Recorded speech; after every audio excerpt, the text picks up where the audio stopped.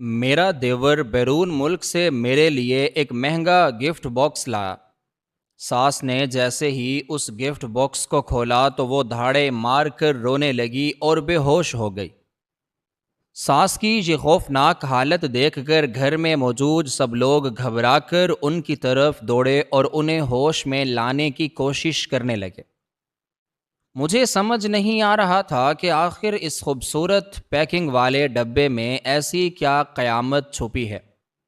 اس لیے جب میں نے باکس کے اندر دیکھا تو میری بھی جان نکل گئی، کیونکہ اس میں میرا نام زینب ہے اور میری زندگی دکھوں، پریشانیوں، اذیتوں اور مسلسل قربانیوں کی ایک ایسی طویل اور صبر آزما داستان ہے جس نے انتہائی کم عمری میں ہی میرے وجود کو اندر تک مکمل طور پر کھوکھلا کر کے رکھ دیا تھا۔ ہم ایک انتہائی پسماندہ کچے اور غریب گھرانے سے تعلق رکھتے تھے، جہاں 2 وقت کی روٹی کا حصول بھی کسی کٹھن امتحان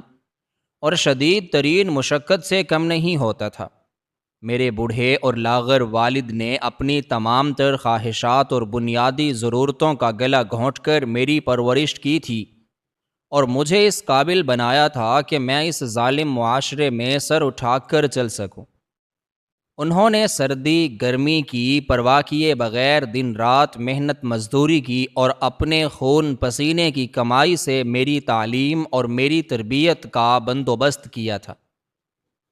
جب میں جوان ہوئی تو میرے والدین نے میری شادی اس شہر کے ایک انتہائی مالدار اور بظاہر معزز اور پڑھے لکھے سمجھے جانے والے گھرانے میں کامران نامی شخص سے کر دی۔ کامران ایک انتہائی مغرور، متکبر، خاموش طبع اور اپنی ماں کا مکمل طور پر اندھا اور فرما بردار انسان تھا،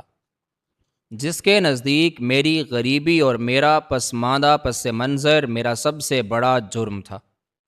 اس گھر میں میری ساس، جس کا نام راشدہ تھا، وہ ایک انتہائی غصبی، غلا پسند اور مال و دولت کی ہوس میں اندھی ہو چکی عورت تھی، جس کے نزدیک انسانی رشتوں، احساسات اور سچی محبت کی ذرہ برابر بھی کوئی وقعت نہیں تھی۔ اس کا دن رات کا اوڑھنا بچھونا صرف اور صرف پیسہ اور اپنے خاندانی وقار کا جھوٹا اور کھوکھلا غرور تھا۔ وہ ہر وقت اپنے دولت کے نشے میں چور رہتی اور غریبوں کو حقیر اور کمتر سمجھتی تھی۔ اس بڑے اور پرشکوہ گھر میں میرا ایک دیور بھی تھا، جس کا نام بلال تھا۔ بلال اپنے بڑے بھائی کامران اور اپنی ماں راشدہ کی ظالمانہ، متکبرانہ اور شفاق فطرت سے بالکل مختلف ایک انتہائی رحم دل، نرم خو اور محبت کرنے والا انسان تھا، جو ہمیشہ غریبوں کی مدد کرنے اور ان کے دکھ درد بانٹنے کی کوشش کرتا تھا، اور اسے میری غریبی سے کوئی گھن نہیں آتی تھی۔ لیکن اپنی ماں اور بڑے بھائی کی سخت گیری اور ان کے شدید غصے اور تکبر کی وجہ سے وہ ہمیشہ ان کے سامنے خاموش رہنے پر مجبور تھا اور کبھی بھی ان کے کسی غلط فیصلے کے خلاف آواز اٹھانے کی ہمت نہیں کر پاتا تھا۔ جب میں دلہن بن کر اپنے والدین کے اس چھوٹے سے کچے مکان سے رخصت ہو کر اس نئے اور کروڑوں روپے کی مالیت والے بڑے گھر میں آئی تو مجھے ایسا محسوس ہوا جیسے میں کسی خوابوں کی دنیا میں آ گئی ہوں۔ ہر طرف دولت کی چمک دمک، قیمتی فرنیچر اور شاندار پردے لٹک رہے تھے، لیکن میرا یہ خواب اور میری یہ خوش فہمی بہت جلد ایک انتہائی بھیانک، ہولناک اور کربناک حقیقت میں تبدیل ہو گئی۔ شادی کے چند ماہ بعد ہی اس گھر میں ایک ایسا لرزہ خیز اور قیامت خیز واقعہ پیش آیا جس نے میری زندگی کو ہمیشہ ہمیشہ کے لیے ایک تاریک اور اذیت ناک جہنم میں دھکیل دیا، اور مجھ سے میری تمام تر خوشیاں اور میرا سکون ہمیشہ کے لیے چھین لیا۔ راشدہ کے پاس ایک انتہائی قیمتی، نایاب اور خاندانی نشانی موجود تھی، جو اس کی کئی نسلوں کی امانت تھی اور جس کی مالیت کا اندازہ لگانا کسی عام انسان کے بس کی بات نہیں تھی۔ وہ اس بوئش قیمت خاندانی اثاثے کو اپنی جان سے بھی زیادہ عزیز رکھتی تھی اور اسے ایک بھکاری اور مضبوط لوہے کے صندوق میں کفل لگا کر اپنے کمرے میں محفوظ رکھتی تھی۔ ایک منحوس اور تاریک صبح جب راشدہ نے کسی بڑی تقریب میں جانے کے لیے اپنا وہ صندوق کھولا تو اس کے حلق سے ایک انتہائی دلخراش اور ہولناک چیخ نکلی، جس نے اس پورے بڑے گھر کی دیواروں کو ہلا کر رکھ دیا۔ وہ خاندانی اور انتہائی بیش قیمت اثاثہ اس مضبوط صندوق سے پر اسرار طور پر غائب تھا۔ راشدہ دیوانوں اور پاگلوں کی طرح اسے بال کھول کر دھاڑے مار مار کر رونے لگی اور اس نے پورے گھر میں ایک قیامت برپا کر دی۔ کامران اور بلال بھی گھبراہٹ کے عالم میں بھاگتے ہوئے وہاں پہنچے اور پورے گھر کی ایک ایک چیز کی انتہائی باریک بینی سے تلاشی لی گئی، لیکن وہ بیش قیمت خاندانی نشانی کہیں سے بھی برآمد نہیں ہوئی۔ اس واردات کا سارا نزلہ اور اس کا سارا بھیانک اور غلیظ الزام سیدھا میری غریبی اور میری بے بسی پر آ کر گرا۔ راشدہ نے انتہائی غضبناک اور خون خوار نظروں سے میری طرف دیکھا اور بغیر کسی ثبوت کے مجھ پر صریح الزام لگا دیا کہ یہ حرکت میں نے کی ہے۔ اس کا کہنا تھا کہ میں ایک بھوکے اور غریب گھرانے سے آئی ہوں اور میری نیت اس قیمتی اور مہنگے اثاثے پر خراب ہو گئی تھی۔ اس نے مجھے انتہائی غلیظ اور دل چیر دینے والی گالیاں دیں اور میرے بوڑھے اور غریب والدین کی تربیت کو بھی اس واردات میں شریک ٹھہرایا۔ کامران جو میرا شوہر اور میرا محافظ تھا، جس کا فرض تھا کہ وہ مجھ پر اعتماد کرتا، اس نے بھی اپنی ماں کی ہاں میں ہاں ملائی اور مجھ پر انتہائی وحشیانہ اور درندوں جیسا تشدد کیا۔ اس نے میرے بال کھینچے، مجھے زمین پر بے دردی سے گھسیٹا اور مجھ سے وہ خاندانی نشانی واپس مانگنے لگا۔ میں زاروں قطار روتی رہی، قرآن کی قسمیں کھاتی رہی اور اپنے رب کا واسطہ دیکھ کر اپنی بے گناہی اور اپنی پاکیزگی کی دہائیاں دیتی رہی، لیکن اس ظالم اور پتھر دل گھرانے میں کسی نے میری ایک نہ سنی سوائے میرے دیور بلال کے، جس کی آنکھوں میں میری اس بے بسی اور میری اس بے گناہی پر شدید دکھ اور آنسو موجود تھے، لیکن وہ اپنی ماں اور بھائی کے خوف سے مکمل طور پر خاموش اور بت بنا کھڑا سب کچھ دیکھنے پر مجبور تھا۔ اس خوفناک دن کے بعد میری زندگی اس گھر میں ایک جانور سے بھی زیادہ بدتر اور ذلت امیز ہو گئی۔ راشدہ نے مجھے چورن اور غاصب کا مستقل لقب دے دیا اور میرا سارا دن گھر کے انتہائی بھاری اور مشقت طلب کام کرنے میں گزرتا تھا۔ وہ مجھے صبح منہ اندھیرے اٹھا دیتی اور رات گئے تک میں ایک مشین کی طرح گھر کی صفائی ستھرائی، برتن دھونے اور طرح طرح کے کھانے پکانے میں مصروف رہتی۔ راشدہ مجھے ہر وقت تانے دیتی اور میری ذرا سی غلطی پر مجھے گھنٹوں ذلیل کرتی۔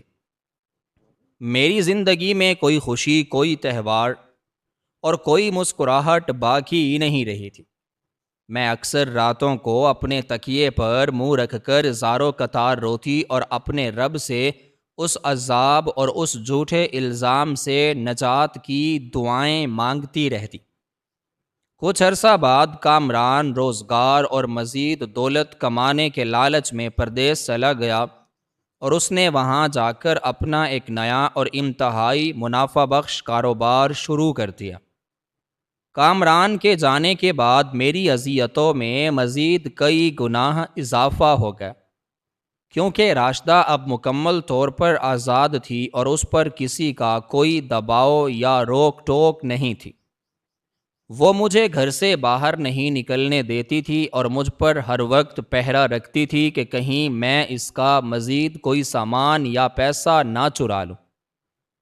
چند سالوں بعد بلال بھی اعلیٰ تعلیم اور روزگار کے سلسلے میں پردیس چلا گیا اور اتفاق سے اس کی رہائش اور اس کا کام بھی اسی شہر میں تھا جہاں کامران موجود تھا۔ بلال کے جانے کے بعد میں اس گھر میں مکمل طور پر تنہا اور بے آسرا ہو گئی۔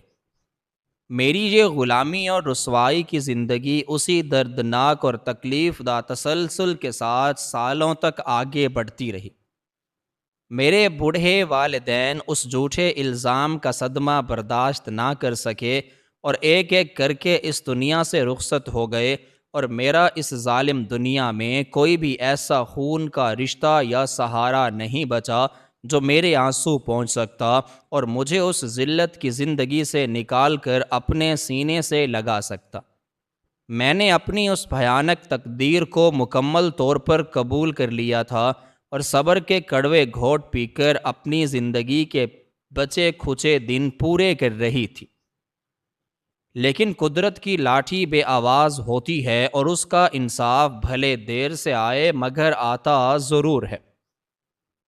اور قدرت کو شاید میری یہ بے گناہی اور میری یہ مظلومیت اس طرح منظور نہیں تھی، اور وہ وقت بالکل قریب آ رہا تھا جب سالوں پرانا وہ ہولناک راز بے نقاب ہونے والا تھا، اور اس مغرور اور ظالم ساس کا وہ جھوٹا غرور خاک میں ملنے والا تھا۔ آج کی صبح بھی میری پچھلی کئی ہزار صبحوں کی طرح انتہائی بوجھل اور تاریک تھی۔ میں باورچی خانے کی شدید گرمی میں راشدہ کے لیے ناشتہ تیار کر رہی تھی کہ اچانک گھر کے بڑے دروازے پر کسی نے زوردار دستک دی۔ میں نے اپنے میلے دوپٹے سے پسینہ صاف کیا اور جا کر دروازہ کھولا تو باہر ایک پیغام رساں کھڑا تھا، جس کے ہاتھ میں ایک انتہائی خوبصورت اور چمکدار غلاف میں لپٹا ہوا ایک بھاری باکس موجود تھا۔ اس نے بتایا کہ یہ پردیس سے بلال نے بھیجا ہے اور اس پر خاص طور پر راشدہ کا نام درج تھا۔ میں نے وہ باکس وصول کیا اور اسے انتہائی احتیاط کے ساتھ دالان میں لا کر رکھ دیا، جہاں راشدہ اپنی آرامدہ کرسی پر بیٹھی صبح کی چائے پی رہی تھی۔ جب راشدہ کی نظر اس خوبصورت اور دیدہ زیب باکس پر پڑی تو اس کی آنکھوں میں لالچ اور خوشی کی ایک انتہائی مکارانہ چمک ابھر آئی۔ اس نے سمجھا کہ شاید بلال نے پردیس سے اس کے لیے کوئی انتہائی قیمتی، نایاب اور مہنگا تحفہ بھیجا ہے۔ اس نے جلدی سے مجھے انتہائی حقارت امیز لہجے میں حکم دیا کہ میں وہ باکس اس کے قریب میز پر رکھوں اور خود وہاں سے دفع ہو جاؤں، تاکہ میری منحوس نظر اس کے اس قیمتی تحفے پر نہ پڑ سکے اور میں دوبارہ اس کی کوئی چیز غائب نہ کر دوں۔ میں اس کی اس کڑوی بات پر خاموش رہی اور انتہائی تابعداری کے ساتھ پیچھے ہٹ گئی اور دالان کے ایک تاریک کونے میں کھڑی ہو کر راشدہ کو دیکھنے لگی۔ گھر کے ایک دو پرانے ملازم بھی اس وقت دالان کی صفائی کر رہے تھے، اور وہ بھی اس خوبصورت باکس کو انتہائی تجسس بھری نگاہوں سے دیکھ رہے تھے۔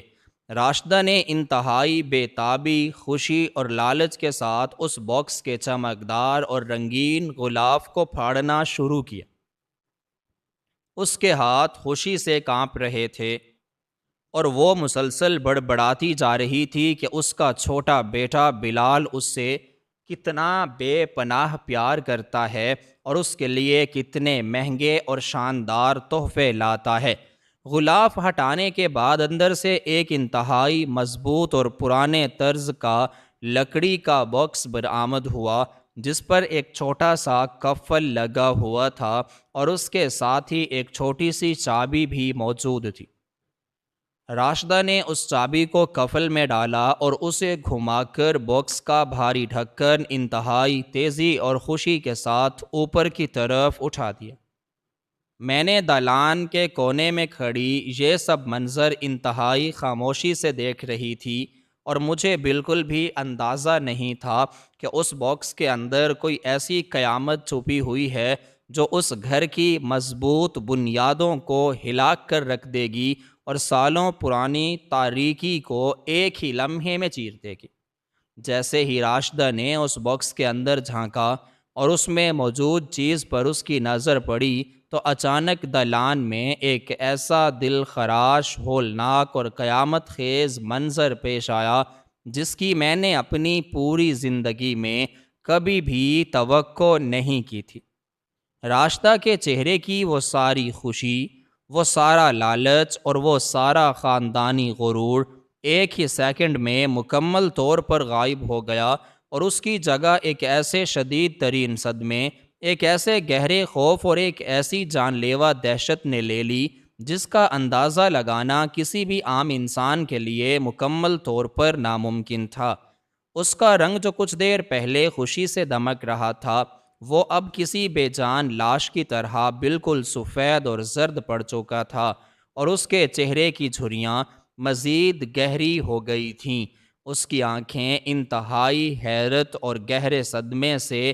پوری طرح پھٹ چکی تھیں، اور اس کے خشک ہونٹ شدت خوف سے بری طرح کانپنے لگے تھے۔ اس سے پہلے کہ وہاں کھڑا ہوا کوئی بھی انسان یا ملازم کچھ بھی سمجھ پاتا، راشدہ کے حلق سے ایک انتہائی دردناک، کربناک اور روح فرسا چیخ بلند ہوئی، جس کی گونج نے اس بڑے گھر کی دیواروں تک کو ہلا کر رکھ دیا، اور فضا میں ایک عجیب سی دہشت پھیل گئی۔ وہ دیوانوں اور پاگلوں کی طرح دھاڑے مار مار کر رونے لگی۔ اس نے اپنے دونوں ہاتھوں سے اپنے سینے کو زور زور سے پیٹنا شروع کر دیا، اور اپنے سفید بال نوچتے ہوئے ایک زوردار دھماکے کے ساتھ اسی دالان کے ٹھنڈے فرش پر بے ہوش ہو کر گر پڑی۔ ساس کی یہ خوفناک اور لرزہ خیز حالت دیکھ کر گھر میں موجود سب لوگ اور ملازم انتہائی گھبراہٹ اور بدحواسی کے عالم میں ان کی طرف دوڑے اور انہیں ہوش میں لانے کی کوشش کرنے لگے۔ ایک ملازم نے جلدی سے پانی کا پیالہ لایا اور اس کے چہرے پر چھینٹے مارنے لگا، جبکہ ایک ملازمہ ان کے ہاتھ پیر ملنے لگی۔ لیکن راشدہ کسی گہرے اور جان لیوا صدمے کا شکار ہو کر مکمل طور پر بے سدھ ہو چکی تھی، اور اس کے جسم میں کوئی حرکت نہیں ہو رہی تھی۔ مجھے بالکل بھی سمجھ نہیں آ رہا تھا کہ آخر اس خوبصورت پیکنگ والے ڈبے میں ایسی کیا قیامت اور ایسا کیا ہولناک طوفان چھپا ہوا ہے جس نے اس انتہائی مغرور اور سخت گیر عورت کی یہ حالت کر دی ہے کہ وہ اپنا سارا ہوش و حواس کھو بیٹھی ہے۔ میرا تجسس اور میری بے چینی اپنی آخری حدوں کو چھو رہی تھی، اور میرا دل کسی انجانے خوف سے مسلسل دھڑک رہا تھا۔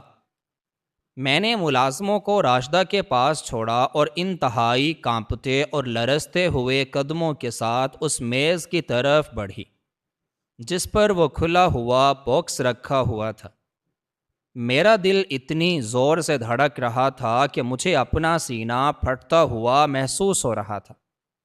میں نے انتہائی خوف اور بدحواسی کے عالم میں اس باکس کے کھلے ہوئے ڈھکن کے اندر جھانکا تو اندر کا منظر دیکھتے ہی میرے پیروں تلے سے وہ زمین ہمیشہ ہمیشہ کے لیے کھسک گئی جس پر میری ساری زندگی کا وجود اور میری سالوں پرانی ذلت کھڑی تھی۔ میری سانسیں میرے حلق میں بری طرح اٹک کر رہ گئیں، اور میرے جسم کا سارا خون برف کی طرح جم گیا، کیونکہ اس کے اندر کوئی قیمتی تحفہ، کوئی پردیس کی سوغات یا کوئی عام چیز بالکل بھی نہیں رکھی ہوئی تھی، بلکہ اس کے بالکل درمیان میں ایک سرخ رنگ کے ایک پرانے مخملی کپڑے کے اوپر راشدہ کا وہی خاندانی اور انتہائی قیمتی سونے کا زیور رکھا ہوا تھا، جس کی چوری کا الزام پچھلے کئی سالوں سے میری گردن پر لٹک رہا تھا، اور جس کی وجہ سے میں نے اس گھر میں ایک جانور سے بھی بدتر زندگی گزاری تھی۔ وہ خاندانی سونے کا زیور بالکل اسی حالت میں تھا جس حالت میں وہ سالوں پہلے اس گھر سے غائب ہوا تھا، اور اس کی چمک آج بھی ویسی ہی تھی۔ اس سونے کے زیور کے بالکل ساتھ ایک سفید رنگ کا کاغذ کا ٹکڑا بھی رکھا ہوا تھا، جس پر میرے دیور بلال کی جانی پہچانی لکھائی میں ایک انتہائی تلخ حقیقت اور ایک ہولناک راز درج تھا۔ میں نے کانپتے ہوئے ہاتھوں سے وہ کاغذ اٹھایا اور اسے پڑھنا شروع کیا۔ بلال نے اس خط میں انتہائی دکھ، غصے اور ندامت کے ساتھ لکھا تھا کہ میری پیاری اور بے گناہ بھابھی، مجھے معاف کر دینا کہ میں سالوں تک تمہاری وہ ذلت اور وہ رسوائی خاموشی سے دیکھتا رہا اور تم اس ظالم ماں کے طعنوں سے نہیں بچا سکا، لیکن مجھ سے اب یہ ظلم اور یہ ناانصافی مزید برداشت نہیں ہو رہی تھی، اور میں نہیں دیکھ سکتا تھا کہ ایک بالکل پاک دامن اور بے قصور عورت میرے خاندان کے غرور کی بھینٹ چڑھتی رہے۔ یہ خط پڑھنے والے ہر شخص پر یہ حقیقت واضح ہو جانی چاہیے کہ سالوں پہلے اس گھر سے وہ خاندانی سونے کا زیور تم نے چوری نہیں کیا تھا، بلکہ وہ سونے کا زیور تمہارے اپنے شوہر اور میری ماں کے لاڈلے بیٹے کامران نے اپنی عیاشیوں اور اپنے جوئے کی لت کو پورا کرنے کے لیے چوری کیا تھا، اور اس نے انتہائی مکاری اور شاطرانہ چال کے تحت وہ سارا الزام تمہاری غریبی کا مذاق اڑا کر تمہاری گردن پر ڈال دیا تھا۔ میں نے کل رات کامران کے پردیس والے گھر کے کمرے کی خفیہ تلاشی لی تھی، اور مجھے اس کی الماری کے ایک چور خانے سے یہ سونے کا زیور ملا ہے جسے وہ پردیس میں بیچنے کی تیاری کر رہا تھا۔ میں نے وہ سونے کا زیور وہاں سے چرا لیا تاکہ میں اپنی ماں کو بھیج سکوں اور اسے دکھا سکوں کہ جس بیٹے کے غرور پر وہ اچھلتی تھی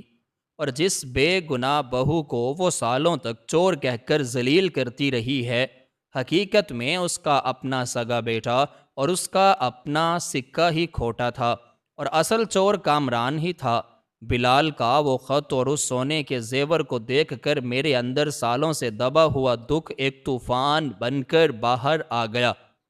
اور میں نے اس باکس کو اپنے سینے سے لگا کر دھاڑے مار مار کر رونا شروع کر دیا۔ قدرت نے سالوں بعد میری بے گناہی کا ثبوت اس ظالم ساس کے منہ پر اس کے اپنے ہی بیٹے کے ذریعے مارا تھا،